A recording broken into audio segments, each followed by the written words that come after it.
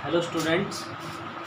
So our next topic is torque on a current carrying coil placed in magnetic field.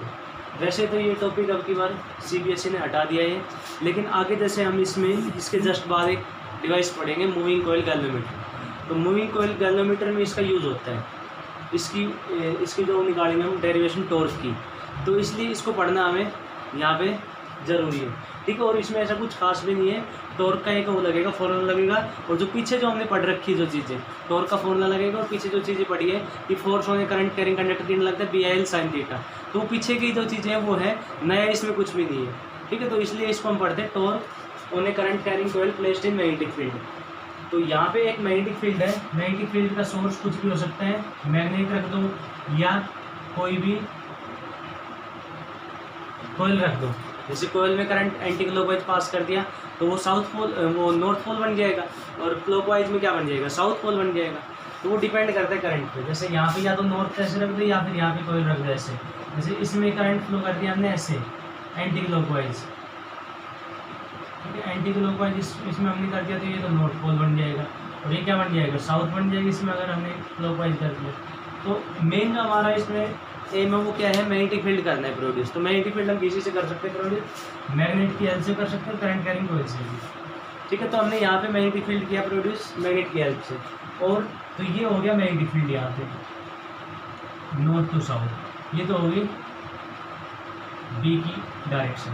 अब इसमें एक current carrying coil रखी है ऐसे,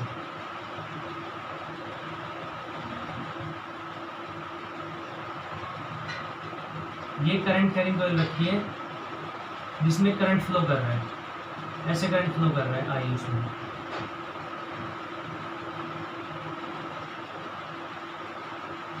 PQRS इसका नाम है, ठीक है। तो इस पे हमें ये बताना है कि टॉर्क कितना लगेगा। पहले से देखते हैं टॉर्क लगेगा नहीं लगेगा वो चीज़ है, ठीक है। तो हमने लिया लेटेस्ट कंसीडर यहाँ पे एक rectangular coil, let us consider a rectangular coil PQRS placed in uniform magnetic field. ये ध्यान रखना, ये यूनिफॉर्म मैग्नेटिक फील्ड में रखती है, और यूनिफॉर्म मैग्नेटिक फील्ड एक जैसा मैग्नेटिक फील्ड है, ठीक है। तो यहाँ पे भी चेंज कर लेना, यूनिफॉर्म मैग्नेटिक फील्ड चेंज होने वाला नहीं, ठीक है। इसमें करंट फ्लो कर रहा है आई। अब इसमें जैसे हमें यहाँ पे निकालनी है वैल्यू, इसके ऊपर कैसे कैसे फोर्स होंगे अप्लाई,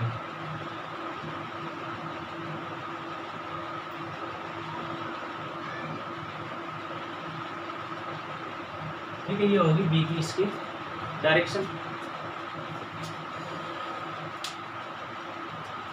तो इसमें पहले हम निकालते हैं फोर्स ऑन PQ।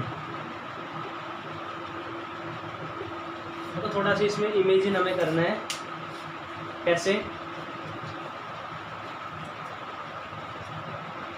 देखो जैसे ये है एक फ्रेम है, ये एक फ्रेम है, और इसके ऊपर हमने वायर ऐसे लपेट दी है, वायर ऐसे इसके ऊपर काफ़ी सारी वायर लपेट दी, तो ये एक रेक्टेंगुलर कोइल बन जाएगी। या रेक्टेंगुलर शेप में हम वायर के ऐसे लेके आए और उस वायर को ऐसे यहाँ पे लपेट दिया। फिलहाल तो हम यहाँ पे ये ले रखे हैं, ये फ्रेम है, इसके ऊपर एक ही वायर लपेट रखी है, ठीक है। अगर इसके ऊपर 2 या 3 वायर होगी तो उसके बाद एक वायर के लिए निकालेंगे, और फिर 2 के लिए 2 से मल्टीप्लाई कर देंगे, 3 के लिए 3 से, एन टर्न है एन से कर देंगे मल्टीप्लाई। तो पहले हम एक टर्न का निकाल दें। तो इसमें देखो ये ऐसे है, ये मैग्नेटिक फील्ड तो है ऐसे, मैग्नेटिक फील्ड है ऐसे, और ये कोयल रखी है ऐसे, ये कोयल ऐसे इसमें मूव करेगी। तो देखो इस हिस्से में करंट जा रहा है ऐसे।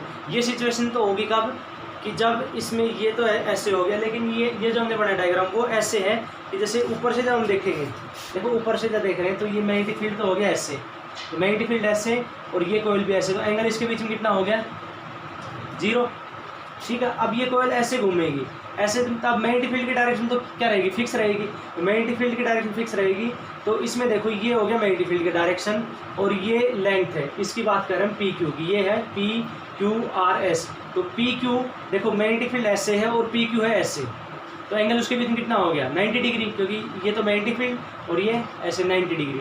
अब ये कोयल ऐसे पहुंच गई, ऐसे घूम गई, तो भी देखो उसके बीच में एंगल क्या रहेगा, पी क्यू और इसके मैग्नेटिक फील्ड के बीच में एंगल वही 90। ऐसे घूम गई तब भी क्या रहेगा, वही 90, क्योंकि मैग्नेटिक फील्ड ऐसे और ये लेंथ ऐसे है पी क्यू। ऐसे ऐसे हो गया तो भी क्या है, पी क्यू ऐसे है और मैग्नेटिक फील्ड ऐसे, मतलब कि ये कोयल कैसे भी घूमे, मतलब मैग्नेटिक फील्ड अगर ऐसे है, ये कोयल कैसे भी घूमे पी क्यू और इसकी बात करें आर एस की, इसका एंगल ऑलवेज कितना रहेगा 90 डिग्री। ये हमें ध्यान रखना है। एक बार फिर से देखो, ये पी क्यू है, ये पी क्यू आर एस, यहाँ पे नाम लिख देता हूँ मैं, पी क्यू आर एस, ठीक है। तो ये देखो इसमें पी क्यू लेंथ ये है यहाँ से यहाँ तक, मैग्नेटिक फील्ड ऐसे है, ठीक है। तो दोनों के बीच में एंगल कितना हो गया 90 डिग्री। ये हो गया मैग्नेटिक फील्ड और ये हो गया पी क्यू, एंगल कितना हो गया 90। अब ये ऐसे घूम गई तो ये देखो मैग्नेटिक फील्ड ऐसे है और पी क्यू ऐसे है, मैग्नेटिक फील्ड ऐसे एक्स एक्सिस की तरफ और पी क्यू जेड एक्सिस की तरफ, एंगल 90।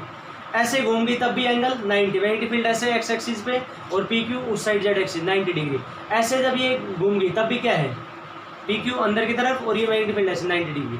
ऐसे ही वही सिचुएशन आर एस की, तो इसका मतलब ये हो गया पी क्यू और आर एस के लिए तो हमेशा मैग्नेटिक फील्ड के बीच में और उसके बीच में जो इसकी लेंथ है उसके बीच में एंगल कितना रहेगा 90। ये एंगल हम क्यों ले रहे हैं, देखो उसका कारण ये है, क्योंकि फोर्स का जो फॉर्मूला होता है, फोर्स वाले कंडक्टर का फॉर्मूला होता है BIL sine theta.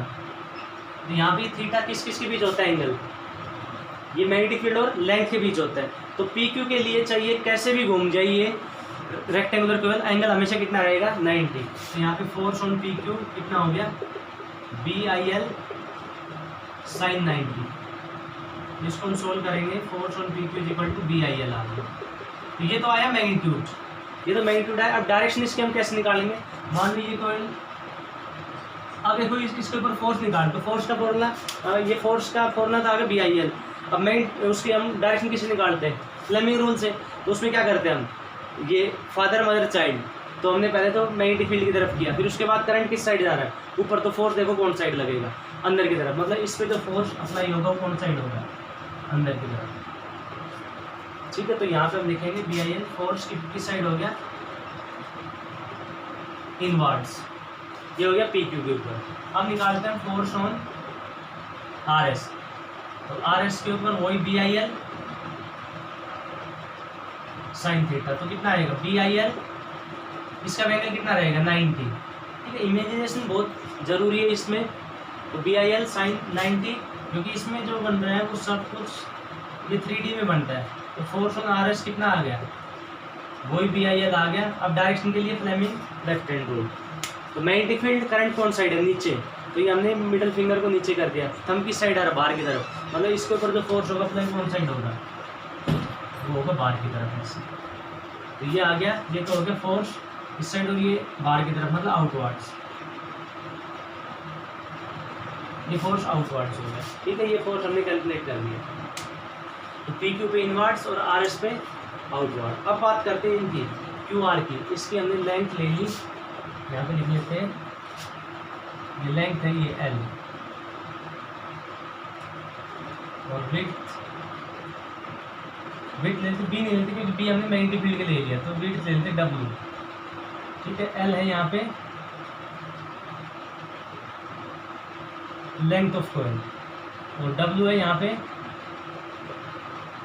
Width of coil. देखो अब इसमें उसके बारे में तो हमने पढ़ लिया कि पी क्यू और आर एस का एंगल हमेशा कितना रहेगा 90 डिग्री रहेगा। अब बात करते हैं इस हिस्से की, ऊपर वाले हिस्से की, क्यू आर और ये पी एस, इनके बीच का एंगल। तो इनके बीच का एंगल देखो, मैग्नेटिक फील्ड है ऐसे, मैग्नेटिक फील्ड है ऐसे और ये घूम रही है ऐसे, एंगल कितना हो गया 0। ये ऐसे घूम रही तो एंगल कितना हो गया 30 डिग्री, ये 60 डिग्री, ये 90 डिग्री, ऐसे 120 और ये 180, 270 और ये 360। तो इसका एंगल ऑलवेज हमेशा चेंज होता रहेगा क्यू आर का और पी एस का, ठीक है। कैसे, क्योंकि जैसे ही वो करेगी रोटेट करेगी, तो देखो ये तो है बी एस से, ये बी हो गया ऐसे, यहाँ पे इस बी ऐसे हो गया और ये पी एस है, ये क्यू आर है ऐसे, तो क्यू आर बी एस है और क्यू आर के बीच में एंगल कितना हो गया 0। यहाँ पे हम देखेंगे क्यू आर के बीच में एंगल 0, ये थोड़ा सा घूम गया, एंगल बन गया 10 डिग्री 20 डिग्री, लेकिन इसका और इसका एंगल तो हमने चेक कर लिया 90 ही रहेगा, तो इनका बीच का फोर्स नहीं। अब सपोज कि हमने किसी टाइम इसका एंगल बन गया थीटा बन गया इसके साथ, ठीक है, अल्फा मान लो चलो कि ये एंगल अल्फा इसके साथ बन गया मैग्नेटिक फील्ड का, क्योंकि ये घूम रही है ऐसे। देखो ये ऐसे यहाँ पे फोर्स लग रहा है, मैग्नेटिक फील्ड के अंदर ये कोयल रखी है तो इस पर फोर्स लगेगा और फोर्स के कारण ये क्या करेगी, घूमेगी, अभी देखेंगे इसमें। तो ये घूमेगी तो इस पर और इस पे तो कोई फर्क इस पर नहीं पड़ने वाला, क्यों, क्योंकि इसका एंगल ऑलवेज क्या बनेगा 90, तो फोर्स BIL ही लगेगा, एक पे बाहर की तरफ, एक पे आउटवर्ड्स ऐसे और एक पे इनवर्ड्स, तो ये ऐसे घूम जाएगी। लेकिन ये ऐसे जब घूम गई तो ऊपर वाला जो हिस्सा है नीचे वाला हिस्सा है इसका एंगल क्या होगा, चेंज होगा। तो हमने मान लिया ये किसी टाइम पे एंगल बन रहा है थीटा। तो अब देखो इसमें बात करते QR के ऊपर, ये तो आ गया फोर्स इसका, अब निकालते फोर्स ऑन QR, ठीक है। ये थोड़ा सा समझने का है, फोर्स का फॉर्मूला क्या हो जाएगा BIL। देखो इसमें एक चीज़ और, यहाँ पे इस पे निकाल रहे हैं QR के ऊपर, तो मैग्नेटिक फील्ड ऐसे सपोज उस टाइम एंगल बना ये थीटा, ऐसे होगा तो एंगल कितना हो गया 0, उस टाइम एंगल बन रहा है थीटा। तो यहाँ पे ये तो हो गया मैग्नेटिक फील्ड, मार्कर जो शो कर रहा है वो डायरेक्शन मैग्नेटिक फील्ड जो, और ये नोटबुक ये बुक है इसकी ये लेंथ ये किसको शो कर रही है QR को। तो QR में करंट जा रहा है ऐसे जा रहा है करंट ये, ठीक है। इसको शो करते हैं ऐसे,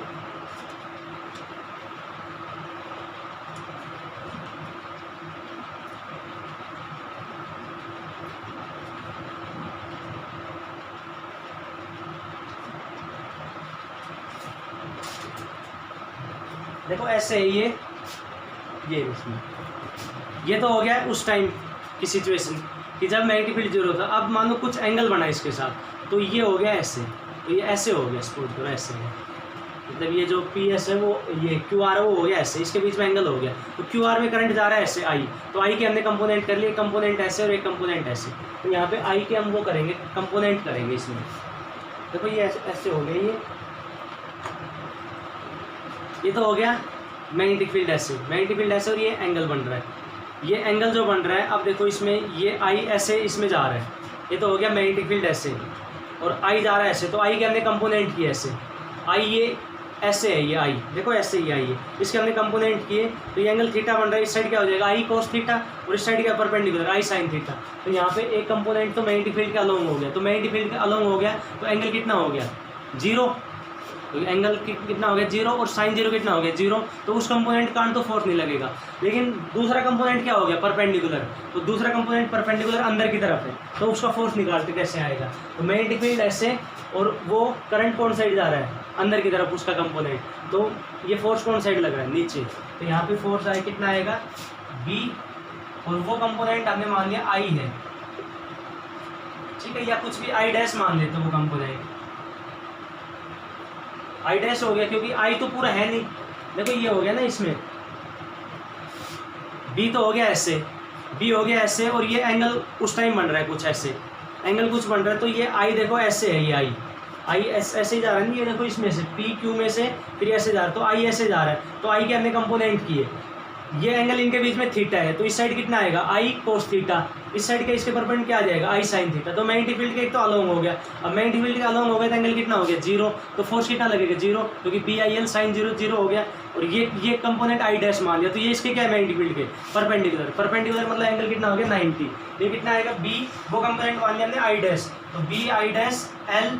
अब लेंथ इसकी कितनी है, लेंथ इसकी है W, क्योंकि लेंथ इसकी L नहीं है, और साइन 90, क्योंकि उस कंपोनेंट का I डैश का कंपोनेंट B के साथ कितना है, मतलब I का वो I डैश कंपोनेंट B के साथ एंगल कितना बना रहा है 90, क्योंकि I के हमने कंपोनेंट किए, कंपोनेंट तो क्या आया B के अलोंग, एक कंपोनेंट क्या है उसके परपेंडिकुलर अंदर की तरफ, तो वो आएगा साइन 90। अब डायरेक्शन इसकी कौन साइड है, इसमें देखो डायरेक्शन B ऐसे, और वो कौन साइड जा रहा है कंपोनेंट अंदर की तरफ, तो नीचे डाउनवर्ड्स।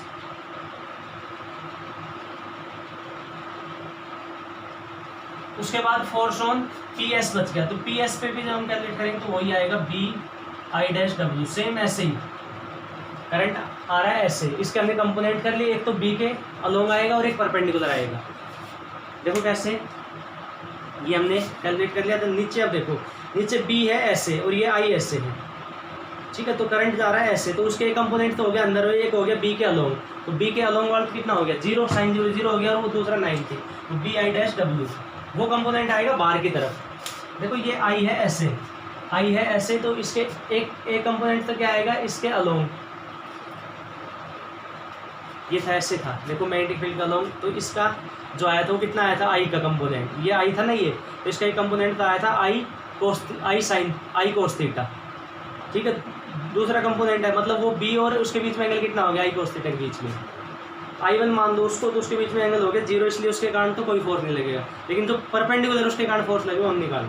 अब देखो इस हिस्से में, नीचे वाले हिस्से में बात करते हैं, तो यहाँ पे बी तो हो गया ऐसे और करंट जा रहा है ऐसे इसमें, इस आई के हमने कंपोनेंट किए, इस आई कंपोनेंट कैसे किए, एक तो हो गया इसके अलोंग कंपोनेंट और एक हो गया इसके परपेंडिकुलर। देखो ये आई ऐसे जा रहा है, ये आई ऐसे जा रहा है, तो एक तो हो गया अलोंग और एक इसके परपेंडिकुलर, ये हो गया ऐसे, देखो यहाँ ऐसे जब घूम गया तो बी हो गया ऐसे और ये आई ऐसे, तो आई के हमने कंपोनेंट किए, तो एक कंपोनेंट तो आएगा बाहर की तरफ, इसमें आएगा बाहर की तरफ, उसमें आ रहा था अंदर की तरफ, तो इसमें बाहर की तरफ आएगा, तो यहाँ पे फोर्स की हम वो निकालेंगे डायरेक्शन, तो देखो कैसे आएगा मैग्नेटिक फील्ड ऐसे और करंट बाहर की तरफ, तो फोर्स किस साइड लगेगी ऊपर की तरफ, तो B I dash W sine 90 और फोर्स हो गया डाउन इसमें अपवर्ड्स,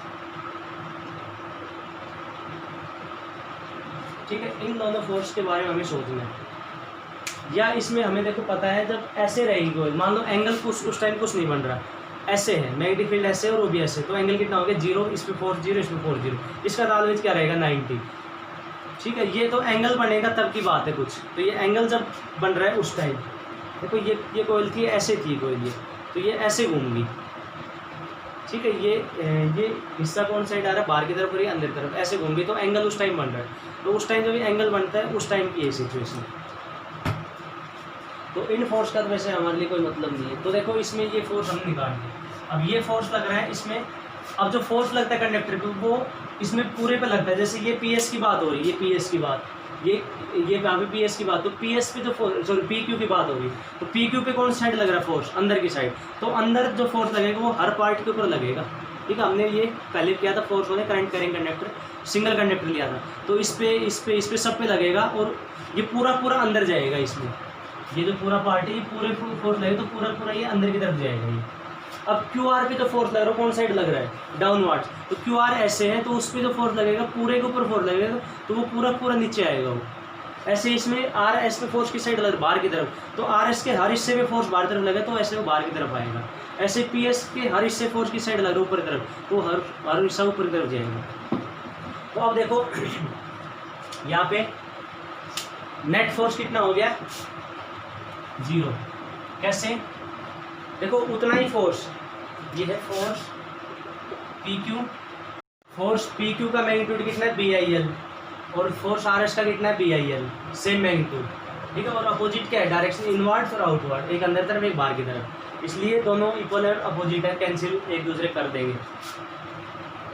क्यू आर और पी एस, तो Q R B I dash W नीचे और ये बी आई डैश डब्ल्यू ऊपर, दोनों इक्वल है। देखो बी आई डैश डब्ल्यू, इसको अगर एक स्टेप में और करें तो कितना आएगा बी आई डैश डब्ल्यू, और ये कौन साइड था ये डाउनवर्ड्स, और ये कितना आएगा B I dash W upwards. अब देखो यहाँ पे ये भी क्या है मैग्नीट्यूड, देखो वही बी आई डैश डब्ल्यू, लेकिन डायरेक्शन एक डाउनवर्ड एक की अपवर्ड, तो ये भी एक दूसरे क्या कर रहे हैं कैंसिल, इसलिए नेट फोर्स इसके ऊपर क्या हो जाएगा 0, और नेट फोर्स अगर होता है 0 तो इसका मतलब there is no linear motion, कोई लीनियर मोशन नहीं होगा, क्योंकि लीनियर मोशन कब होता है जब नेट फोर्स 0 नहीं होता। तो अब इसका मतलब यहाँ पे लीनियर मोशन तो होगा नहीं। अब बात करते हैं यहाँ रोटेशनल मोशन, तो रोटेशनल देखो ये फोर्स है क्यू आर और पी एस, ये तो एक दूसरे कैंसिल कर रहे हैं, ठीक है। तो ये तो एक दूसरे कैंसिल करे तो इनका फोर्स तो क्या हो जाएगा,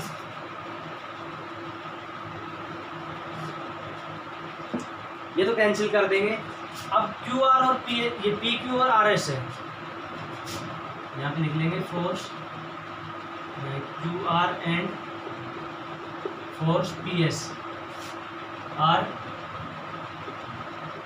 एक्टिंग इन ए लाइन, ठीक है। लाइन में हो रहे हैं वो, जैसे ये हिस्सा है पी, ये ऊपर का हिस्सा क्यू आर, उस पर ऐसे फोर्स लग रहा है नीचे, और जो ये पी एस उस पर ऊपर लग रहा है, तो ये दोनों फोर्स क्या हो गए लाइन में हो गए, ठीक है। तो लाइन में हो गए तो इसका मतलब कोई टॉर्क क्रिएट नहीं करेंगे, क्योंकि टॉर्क कब क्रिएट होता है जब वो मतलब दोनों फोर्स इक्वल और अपोजिट हो और डिफरेंट पॉइंट पे लग रहे हो। अब ये तो एक ही लाइन में हो गए, ठीक है। तो P S and R acting in line, hence no torque create.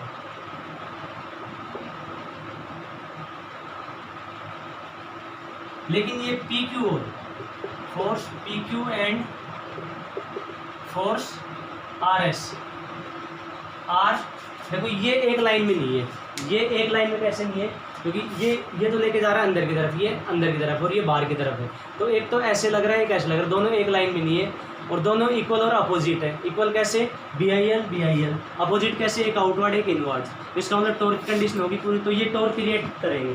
तो force P Q and are S are equal and opposite,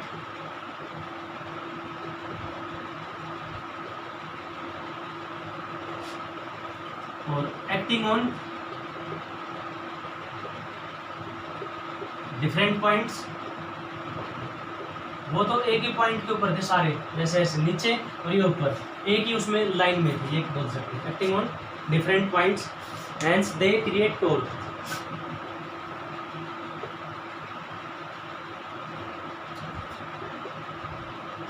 hence they create torque, इसलिए वो क्रिएट करेंगे टॉर्क को। और टॉर्क क्रिएट अगर हो गया तो इसका मतलब रोटेशनल मोशन होगा, ठीक। और वैसे हमें पता है, देखो ये हमने लिया तो इस हिस्से पे अंदर तरफ और इस बाहर की तरफ, तो ये ऐसे घूम गई। साइकिल का हैंडल होता है, एक पे तो अंदर तरफ और एक पे बाहर की तरफ, तो ये घूम जाता है लेकिन लीनियर मोशन नहीं करता, ठीक है। तो ऐसे इसके ऊपर फोर्स लगा, ऊपर का जो हिस्सा है उस पर ऐसे फोर्स लग रहा है ऐसे, और नीचे उस पर ऊपर लग रहा है, तो वो तो एक दूसरे कैंसिल कर देंगे, लेकिन ये एक दूसरे कैंसिल नहीं कर पाएंगे। वैसे तो कैंसिल कर रहे हैं लेकिन डिफरेंट पॉइंट पे, इसलिए टॉर्क की कंडीशन है उसको कैंसिल नहीं कर पाएंगे। तो यहाँ पे टॉर्क हमें निकालना है। अब मेन जो हमारा मोटो है वो टॉर्क निकालना, तो टॉर्क कैसे निकालेंगे। अब देखो टॉर्क इसमें कैसे निकालेंगे, तो टॉर्क के लिए फॉर्मूला क्या होता है, फोर्स इंटू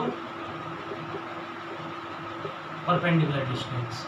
तो फोर्स का तो पता है हमें, यहाँ पे फोर्स तो यहाँ पे कितना अप्लाई हो रहा है, बी आई एल हो रहा है दोनों तरफ, लेकिन परपेंडिकुलर डिस्टेंस के लिए हमें अलग से इसमें कैलकुलेशन करनी पड़ेगी। तो देखो परपेंडिकुलर डिस्टेंस के लिए कैसे कैलकुलेशन करें।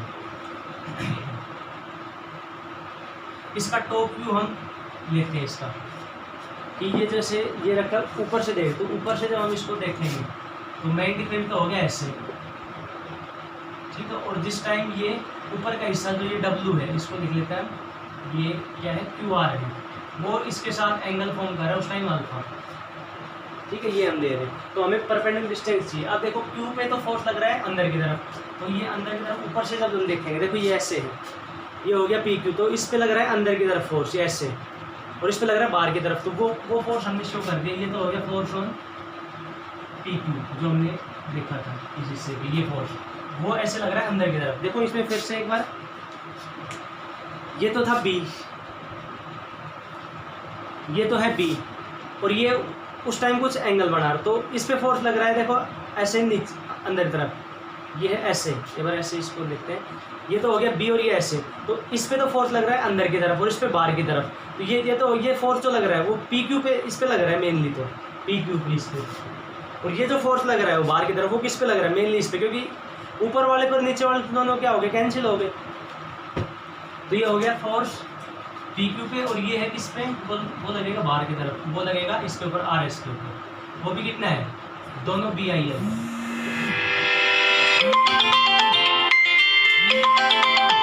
BIL और BIL ने निकालता है ऐसे, और ये है QR ये हिस्सा।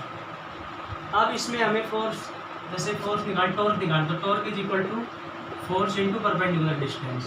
तो परपेंडिकुलर डिस्टेंस कौन सी, तो परपेंडिकुलर डिस्टेंस ये फोर्स ऐसे, ये फोर्स ऐसे, जिसके बीच में परपेंडिकुलर डिस्टेंस ये होगी, इसको ले लेते हैं हम R ले लिया, इसको लेते हैं N ले लेते हैं। तो परपेंडिकुलर ये हो गया torque is equal to force तो हो गया BIL, और परपेंडिकुलर डिस्टेंस QN हमें चाहिए, तो QN की वैल्यू देखो कैसे निकालेंगे इसमें, ये बचा गया फोर्स RS और ये फोर्स BIL, ठीक है, दोनों हो गए। अब इसमें देखो यहाँ पे एक होता है एरिया वेक्टर। एरिया वेक्टर क्या होता है, देखो ये हो गया, ये रेक्टेंगल को उसके ऊपर ये परपेंडिकुलर डिस्टेंस क्या होगी इसका, एरिया वेक्टर। तो अब जैसे इसको हम देखेंगे, हम इसका ऊपर का हिस्सा देखें तो इसके ऊपर एरिया वेक्टर क्या होगा, ये ऐसे, तो ऊपर से देखेंगे तो ये एरिया वेक्टर होगा इसके 90 डिग्री।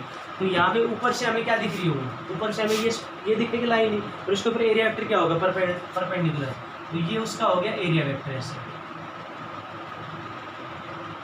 ये ए है एरिया वेक्टर। तो एरिया वेक्टर अब देखो उस टाइम बी तो है ऐसे और ये हमने मान लिया एंगल थीटा, तो यहाँ पे अल्फा एंगल है वो तो कौन सा है, अल्फा तो है angle between magnetic field and ये q r at any time, मतलब किसी टाइम पे। और थीटा ये क्या एंगल, ये है angle between magnetic field and area vector. ये मैग्नेटिक फील्ड और एरिया वेक्टर का एंगल है, ठीक है। तो ये एंगल हमें ध्यान रखा। तो यहाँ पे देखो छोटी सी कैलकुलेशन करते हैं, थीटा प्लस अल्फा की वैल्यू कितनी है 90 डिग्री। ये पूरा इसको ऊपर देख रही है कितना है, ये डब्लू है। अब ये एंगल अल्फा है, ये कितना होगा अल्फा, ये एंगल पे अल्फा होगा। तो ट्रायंगल लेते हैं यहाँ पे क्यू आर एन, ये एंगल अल्फा है तो ये भी अल्फा होगा, ठीक है। तो ये हो गया क्यू आर एन। यहाँ पे हम निकालते कोस थीटा की, कोस थीटा में ये आएगा क्यू एन, तो कोस थीटा का तो base Q N upon hypotenuse कितना है क्यू आर। तो क्यू एन की वैल्यू कितनी आ गई, क्यू आर कोस थीटा, तो क्यू एन आ गया। ये क्यू आर की वैल्यू कितनी है डब्लू, तो डब्लू कोस थीटा, ठीक है। ये आ गया क्यू एन की वैल्यू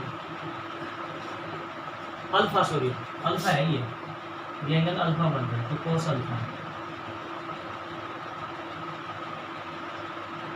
लेकिन अल्फा तो इसमें किस के बीच एंगल है, ये तो एट एनी टाइम टी है, लेकिन हमें लेना ये एंगल थीटा एरिया वेक्टर और मैग्नेटिक फील्ड के बीच का। तो यहाँ पे हम क्या पुट करेंगे, theta plus alpha is equal to 90 degree, तो Q n is equal to cos, ये इसको लिख लिया डब्लू कोस 90 माइनस थीटा। यहाँ से हम ले लेंगे, यहाँ से थीटा वैल्यू कितनी हो जाएगी, सॉरी अल्फा की value 90 minus theta, 90 minus theta कितना होगा साइन थीटा, तो कितना आ गया डब्लू साइन थीटा। ये पुट कर देते हैं, तो ये हो गया बी आई एल और क्यू एन की वैल्यू कितनी है डब्लू साइन थीटा। तो टोर कितना आ गया B I L into W, length into width क्या होता है एरिया, तो B I A sine theta, ठीक है। ये तो हो गया एक टर्न के लिए। मान लो एन टर्न होती कि इसके ऊपर जो हमने लपेट रखी तो एन टर्न होती, 1 2 3 ऐसे लपेट देते, तो एन टर्न के लिए फॉर एन टर्न्स के लिए हो गया टोर एन आई बी ए साइन थीटा, ये है टोर का फॉर्मूला,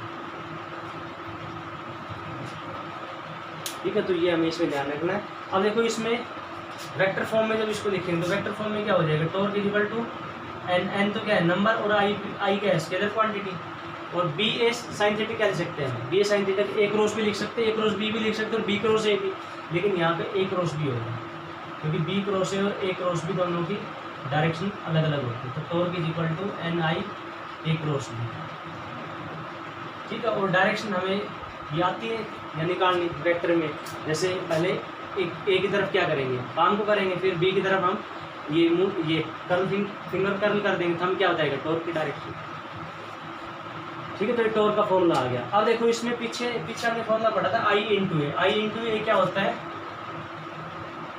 ये आई इंटू ए पीछे जो लेक्चर उसमें देखना जब हमने वो किया था, ये magnetic field due to sorry ये बायोट सावर्ट लॉ की थी एप्लीकेशन, उस टाइम देखा था आई इंटू ए, वो किया था जब करंट कैरिंग सर्कुलर कोइल उसके एक्सिस पे मैग्नेटिक फील्ड निकाल, तो उसमें पढ़ा था ना आई इंटू ए क्या होता है dipole moment, magnetic dipole moment. तो टोर का फॉर्मूला क्या आ जाएगा, ये आएगा एम बी साइन थीटा, ठीक है। ये तो हो गया एन टर्न के लिए। अब ये फॉर्मूला टोर की equal to B I A sine theta है, एक टर्न का यूज करें तो टोर कितना हो जाएगा, ये M B sine theta, M यहाँ पे क्या है मैग्नेटिक डाइपोल मोमेंट,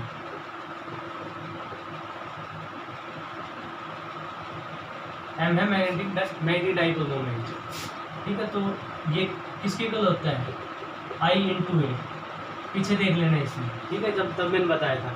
तो टॉर्क कितना आएगा, एम बी साइन थीटा, ये फॉर्मूला, इसको लिखेंगे एम क्रॉस बी अगर हम वेक्टर फॉर्म में लिखेंगे। तो ये है torque on A rectangular coil placed in magnetic field, ठीक है। ये इसकी डेरिवेशन है।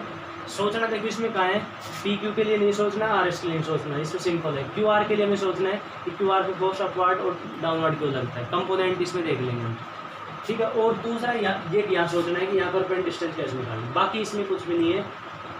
अब ये टॉर्क का फॉर्मूला आ गया, तो इसका मतलब टॉर्क के कारण ये क्या करेगी, टॉर्क के कारण ये घूमेगी।